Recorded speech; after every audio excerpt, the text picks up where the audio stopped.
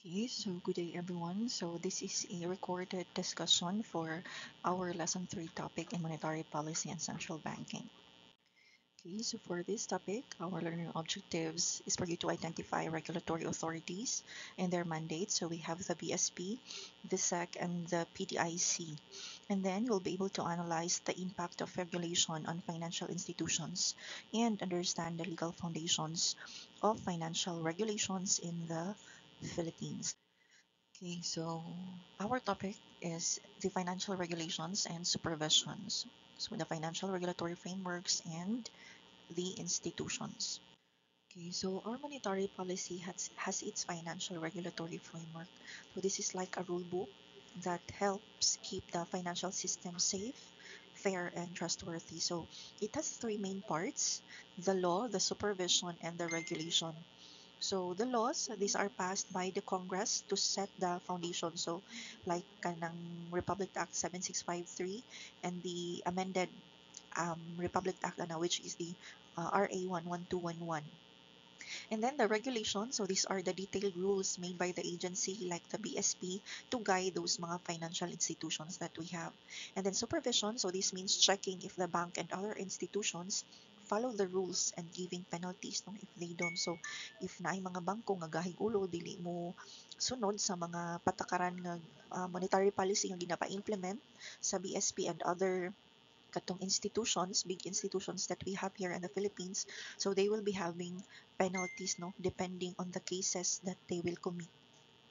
So unsa man jud ning financial regulation and supervision? So financial regulation, this means setting rules for banks and other financial institution no sama sa kung gingon ganiha, which is part of the financial regulatory framework. And then supervision means checking if they follow those rules that is implemented. So together, they help keep the financial system again to become safe, fair, and stable. No, and stable. So here in the Philippines, there are different government agencies that share these jobs. No, so we have three major government agencies that share these jobs to help our economy. So each one has its own rule and legal powers to make sure money matters are handled properly. So unsa ang mga goals sa financial regulation and supervision no? So number one is financial stability. So to avoid big problems that could hurt the whole economy no. So muna siya nga there should be a financial stability jud. And then consumer protection. So those institution three big institution they are making sure that people's money is safe and they're treated fairly. So next is market integrity no. So they keep financial transactions honest and transparent para walay questions, there will be no conflict that may occur in the process. And then prudential standards no. So making sure banks are managed risks wisely. They manage mga all those mga risk in a good in a good process, good thing. Okay. So these are the three financial institutions sa akong gingon ganiha no. So they are the one who supervise and regulate our financial and mga non-financial institutions. So they have different functions, but the bottom line is for the welfare of our economy, for the goodness of our country. So again, we have the BSP, the Bangko Sentral ng Pilipinas, the SEC or the Securities and Exchange Commission, and the Philippine Deposit Insurance Corporation or the PDIC.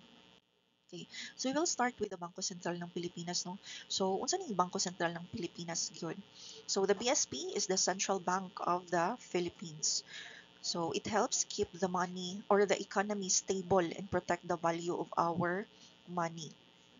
Okay, so ang iyang legal basis, the BSP was created by law. It is under Republic Act 7653 and updated by RA 11211 in 2019. So unsa ang mandate niya? So for the price stability, they keep prices from rising too fast. So to control inflation, no, mo na one of the goal sa BSP. And then financial system stability. So they ensure that the banks and financial institutions are safe and strong. Kay para wala problema, there will be no conflict nga mag-occur sa ato ang economy. And then bank supervision, so they check if banks follow those rules nga ginapa-implement sa BSP. So they supervise banks and other BSP supervised financial institutions. So what are their functions? or ginaunsa nila pag-work. So for the monetary policy, they formulate monetary policy to control inflation and the money supply.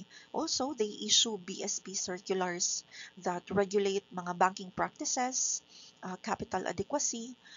We also have for the cybersecurity, risk management, and etc. No? So daghan na sila issue ng mga BSP circulars so that those mga banking and non-banking financial institution will be able to have a smooth operation, no, in their day-to-day nga kanang operation. And then lender of last resort, so BSP helps banks in emergencies, no, or during liquidity crisis. So if naay mga problems ang mga banking institution when it comes to kanang liquidity, so they will be the last resort of those mga banks, no, kay para ma-save lang yun ang ilahang institution. And then they supervise payments and settlement system. So BSP oversees the payments and settlement system, no? So they ensure efficiency in digital and traditional financial transactions. So the impact on institutions, so the bank must comply with reserve requirements, capital adequacy standards, reporting requirements, and risk management guidelines. So kailangan kanang i-process yun na. It will be followed holistically by those banking and non-banking financial institutions. Okay, next is kani Securities and Exchange Commission. So unsa po ni Securities and Exchange Commission? So they are the agency, or the SEC is a government agency that helps keep businesses and investments safe and fair here in the Philippines. So unsay ginabuhat sa SEC? So their mandate or their goal is to watch over corporations and capital markets and all the participants in the securities trading so that there will be no conflict when it comes to their trading operation.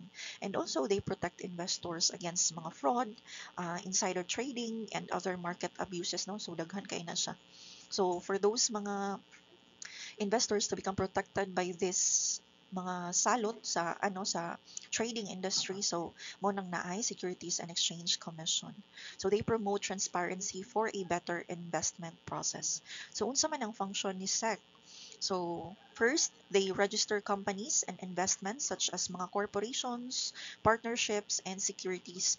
And also they regulate the stock exchange, those brokers, dealers, and investment houses, and make sure companies tell the truth and don't commit fraud, no?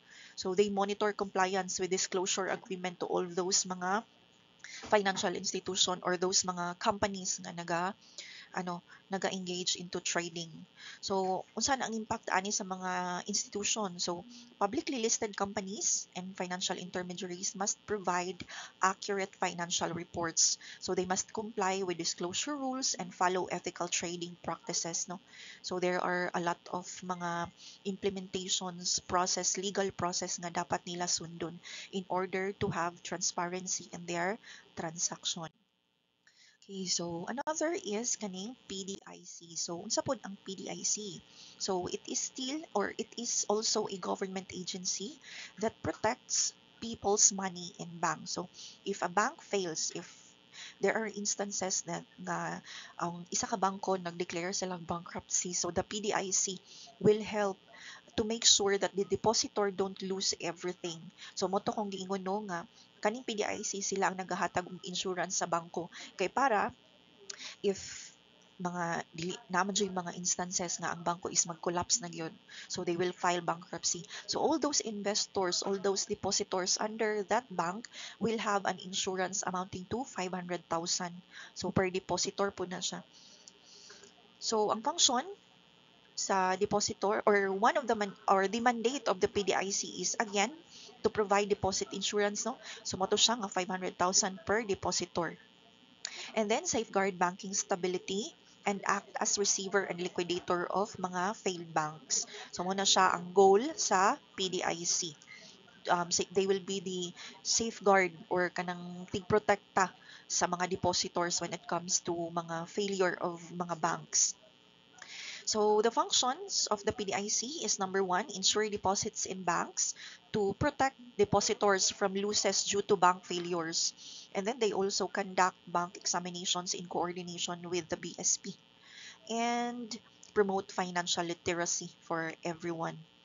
So impact on institutions. So kaning PDIC, the impact on those mga banking institution is that they will or the bank are encouraged to maintain strong financial positions since the PDIC will help prevent bank runs and strengthens the depositors' trust. So mo na siya ang impact ni PDIC sa atong economy.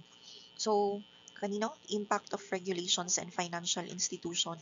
So, financial regulations directly shape the operations, the risk management, and the governance of those mga financial institution through these factors no nga naa diri, the compliance cost, the risk management, the consumer trust, the operational discipline, and the innovation and stability. So, sa compliance cost, the institution must invest in compliance system, legal teams, and reporting mechanism. So that is one of the things na mahimong impact sa katong three government institutions when it comes to regulating and supervising mga financial institution.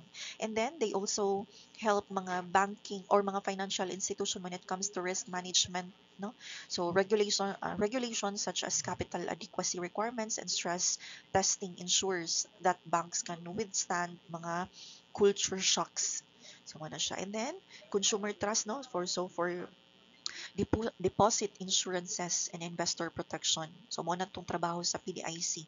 And then operational discipline, they promote transparency and corporate governance no. So mo po niya siya ang trabaho sa SEC, and then innovation and stability. So balance between growth and control to para iwas mga problema, conflict in the future. Okay. So in conclusion, so those financial regulations in the Philippines led by the BSP, the Bangko Sentral ng Pilipinas, the SEC, and the PDIC. So each one of those government institutions are playing a vital role no, in keeping the system stable, fair, and trustworthy. So these rules and institutions build confidence to promote transparency and strengthen the economy's resilience. No? So while regulations may require extra effort from banks and businesses para makakomply sila, they ultimately protect depositors, investors, and the public as well to ensure that the financial system works for everyone. So that's all for this topic. So if you have any questions, you can raise your questions during sa atwang face-to-face nga schedule, no? So that would be all. Thank you so much for your time listening to this recorded discussion.